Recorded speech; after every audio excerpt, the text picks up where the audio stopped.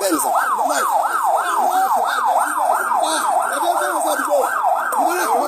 Yes, sir.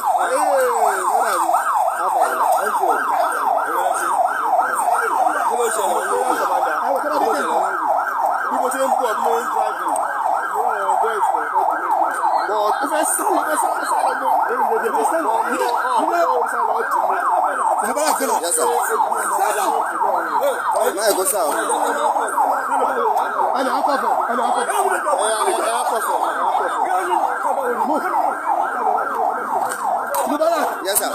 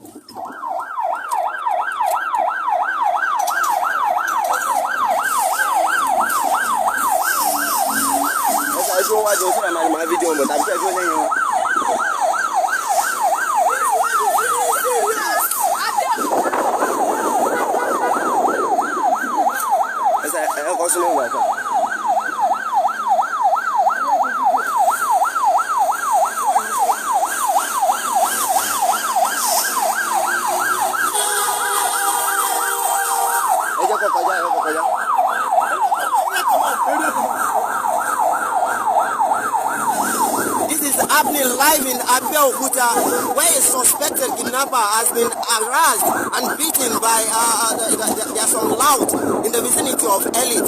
The divisional police headquarters, which is Abeokuta police station, has arrested him and they are taking him down to the area command office.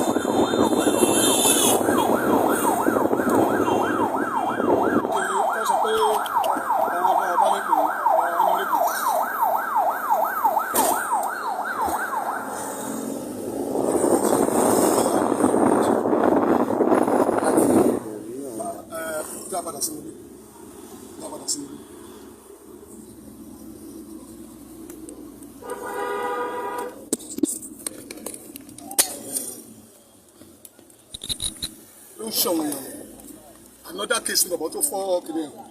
How are you? Orúkọ mi ni Ìmọ̀nà ńlá.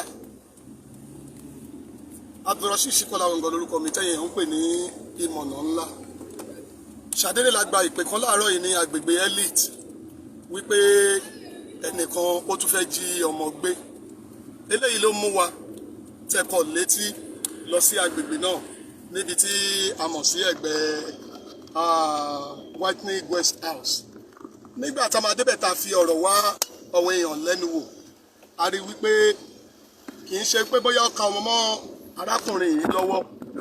Nǹkan tó ṣẹlẹ̀ gangan ni wípé wọ́n kàn ń gbìyànjú, ó lè ní aim tó tọ́, ó lè ní àníyàn tó tọ́.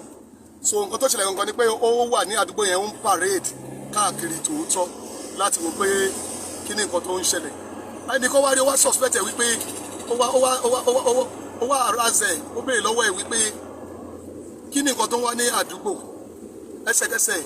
So bẹ́ẹ̀ ni ẹ ṣe ẹmọ̀ ọwọ́ tẹ́ni ẹ fi mú ẹni ẹ ti dìmú, ó ti dìmú already pé kí ni nǹkan tó wá ṣe ládùúgbò wá náà bricklayer tí wọ́n ṣiṣẹ́ níbẹ̀ kan ńbẹ̀ lòun fẹ́ bá ṣiṣẹ́ lòun bá ṣiṣẹ́. Wọ́n wá lọ confirm lẹ́nu àwọn bricklayer láti máa sọ pé àwọn ò mọ̀ rí, àwọn ò mọ̀ from Adams. But ẹ jẹ́ ká máa ṣe sùúrù ní ọ̀pọ̀lọpọ̀ ìgbà. Nígbà tí máa fi débẹ̀ tòótọ́, wọ́n ti bẹ̀rẹ̀ sí lù ú. Débi pé fóònù tọ̀dọ̀ mi gan bí tí ìbínú pọ̀ dé, àwọn èèyàn bà fóònù mi jẹ́. So níbẹ̀ ibi tí ìbínú yẹn pọ̀ dé. Ìṣepọ̀ ọmọ mọ́, so ẹ máa fẹ́ máa lù àwọn kan náà fẹ́ sún, wọn náà gbọ́dọ̀ sún. Wọ́n fẹ́ dáná sún, wọ́n gbọ́dọ̀ dáná sún. Wọ́n fẹ́ lù á ní kọ́ máa lù ú. Gbígbé kọjá fi sẹ́ wọ́n ti só lọ́wọ́ só lẹ́sẹ̀. Ẹ ti rí fídíò ẹ̀ gan síwájú. Nígbà tí mo rí pé wọ́n lọ yọ àáké tó fẹ́ bẹ̀rẹ̀ tó ń ṣá, wọ́n tẹ̀ ti ṣá, tó ti gbé táyà tó fẹ́ sọ sí lọ́rùn. I was forced to call the police division tó wà ní Kenta ní Diaba l'Abeokuta ń bí báyìí. Àwọn ará Kenta lọ́wọ́ aṣẹ́ ìwà wá lọ́wọ́ rescue ẹ̀ báyìí. So lọ́wọ́lọ́wọ́ báyìí à ń lọ sí ẹ̀yìn bọ́lá sọ́pà àtọ́nà area command ní Òkèléwó kọ́nù. So area command ni à ń lọ báyìí bá ṣe jọ ń lọ yìí. So àwọn náà fẹ́ à ń gbé lọ sí police station lọ́lọ́ báyìí afẹ́ lọ wo nǹkan tí ó ń ṣẹlẹ̀ à ń fọ̀rọ̀ wá lẹ́nu wò ó ní bàbá òun ni òun wá sí ọ̀dọ̀ ẹ̀ dẹ́mọ́ adéṣọ́ lọ́dọ̀ bàbá ẹ̀ ṣe ló bẹ̀rẹ̀ sí bẹ̀bẹ̀ lọ́lọ́ báyìí a tẹ̀lé àwọn ọlọ́pàá láti lọ tẹ̀síwájú nínú iṣẹ́ ìwádìí pé kí ló ń ṣẹlẹ̀ lórí arákùnrin gangan tó lè jí láàárọ̀ kùtùkùtù Tuesday so tó wá wá so sí àgbègbè elite tí àwọn èèyàn dẹ̀ suspect wípé tòótọ́ ni ó fẹ́ jí ọmọ gbé ṣùgbọ́n lọ́pọ̀ ọgbà ẹ jẹ́ ká máa ṣe sùúrù ẹ jẹ́ ká máa ṣe sùúrù ẹ jẹ́ ká máa ṣe sùúrù àwọn ọlọ́pàá ni wọ́n ń lọ ní iwájú wa yìí so tí àwa náà ti anáǹfààní láti tẹ̀lé wọn so láti lè mọ bí ó ṣe ń lọ.